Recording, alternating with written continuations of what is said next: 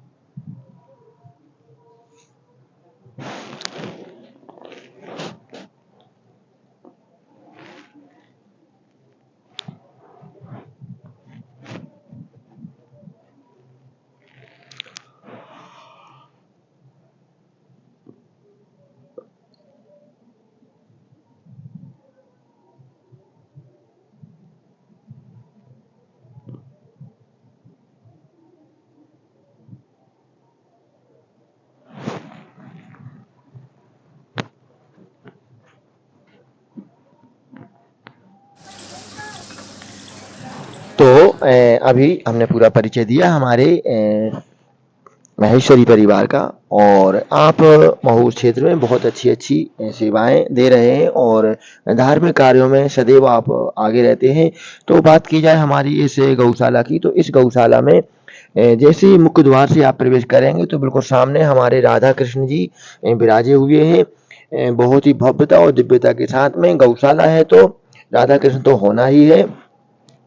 और फिर इसके जस्ट बगल में एक धर्मतुला लगाई गई है। तो आज इस धर्मतुला पे हमारी प्यारी गुड़िया सौम्या को तौला गया और उसके वजन के बराबर कहना चाहिए कि जो गौ चारण होता है, जो गऊ के लिए भोजन दिया जाता है, उसके बराबर तौल करके और फिर अब इस भोजन को सभी गऊओं में बराबर-बराबर वितरित किया जाएगा हमारे महेश्वरी परिवार की तरफ से। तो हमारी बिटिया रानी सौम्या के लिए और एक और भैया हैं जिनका जन्मदिन है, तो उनके लिए भी इस जन्मदिन की ढेर सारी शुभकामनाएँ और गौ मैया इन पर ऐसी कृपा करें कि हमेशा ये सुखी रहें, निरोगी रहें और इनके जीवन में भव्यता और दिव्यता बनी रहे और साथ ही ये ऊँचे से ऊँचे पदों पे आसीन हों और कभी भी किसी भी प्रकार की कमी इनके जीवन में ना रहे और धर्म की ओर प्रवृत्ति इनकी ऐसी ही बढ़ती रहे। ऐसी कामना हम दोनों बच्चों के लिए करते हैं जिनका जन्मदिन है।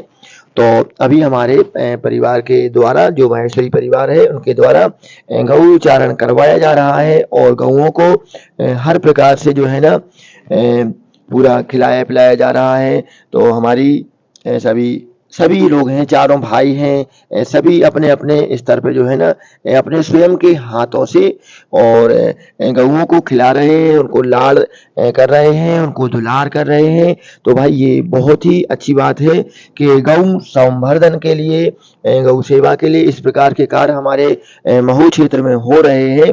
और भक्तों, जो यदि आप लोग ऐसा चाहो कि मैं ये कार्य करूं, तो मेरे पास तो कुछ है नहीं उतना, मैं बस जाता हूँ, मेरे पास जो होता है, जितना उपलब्ध होता है उनको खिला करके पिला करके और आ जाता हूँ। और यदि आप लोग चाहते हो कि